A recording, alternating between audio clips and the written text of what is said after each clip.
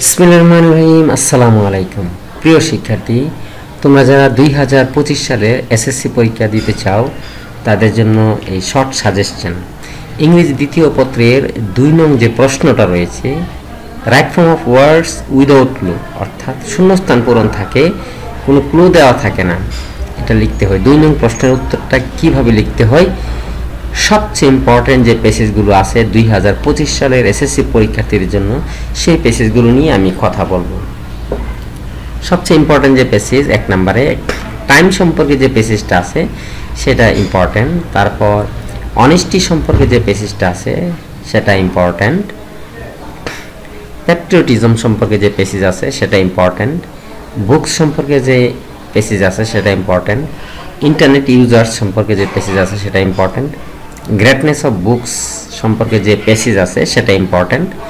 A true friend সম্পর্কে যে passage আছে সেটা ইম্পর্টেন্ট। ডিলিজেন্স সম্পর্কে যে পেসেজ আছে সেটাও ইম্পর্টেন্ট। টেরোরিজম সম্পর্কে যে পেসেজ আছে সেটাও ইম্পর্টেন্ট। 16 ডিসেম্বর 16 ডিসেম্বর সম্পর্কে যে পেসেজ আছে সেটাও অনেক ইম্পর্টেন্ট। ইংলিশ ল্যাঙ্গুয়েজ সম্পর্কে যে পেসেজ আছে সেটাও ইম্পর্টেন্ট। ট্রুথফুলনেস সম্পর্কে যে পেসেজ আছে সেটাও অনেক ইম্পর্টেন্ট। এই যে পেসেজগুলো, এই পেসেজগুলো পড়লে আশা করা যায় তোমাদের ইংরেজি দ্বিতীয় পত্রে যে 2 নং প্রশ্নটা রয়েছে সেটা কমন পাওয়ার সম্ভাবনা অনেক বেশি। ঠিক আছে, থ্যাংক ইউ, আল্লাহ হাফেজ।